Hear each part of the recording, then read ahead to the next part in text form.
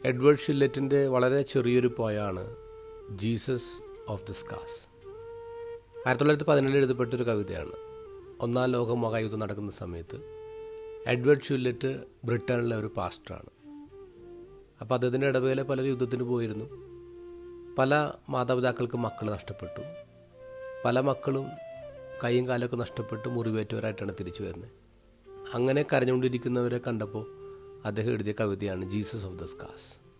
അത് ആരംഭിക്കുന്നത് ഇങ്ങനെയാണ്: ഏതൊരു ഇരുട്ടത്തും തിളങ്ങുന്ന നിൻ്റെ കണ്ണുകൾ ഞങ്ങൾക്ക് നക്ഷത്രങ്ങൾ പോലെയാണ്.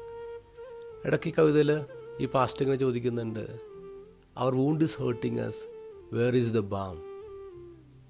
അവസാനിപ്പിക്കുന്നത് ഇങ്ങനെയാണ്: ഏതിരുട്ടുള്ള മുറിയിലേക്കും ഈശോ നീ കയറി വരുന്നുണ്ടല്ലോ, നിൻ്റെ മുറിവുകൾ ഞങ്ങൾ നീ കാണിക്കുന്നുണ്ടല്ലോ. നിന്നെപ്പോലെ മുറിവേറ്റ വേറെ ഏത് ദൈവമാണുള്ളത് എന്ന് പറഞ്ഞ കവിത അവസാനിക്കുന്നത്. അമ്പത്തേഴ്സിയുടെ ലൈഫിലൊരു സംഭവം പറയുന്നുണ്ട്. ഒരു ദിവസം ഡെവിള് ക്രിസ്തുവിൻ്റെ വേഷത്തിൽ കയറി വന്നു. അമ്പത്രേസിക്ക് ആളെ മനസ്സിലായി. അമ്പത്രേസി എനിക്ക് നിന്നെ മനസ്സിലായി, വിട്ടു വെക്കുമെന്ന് പറഞ്ഞു.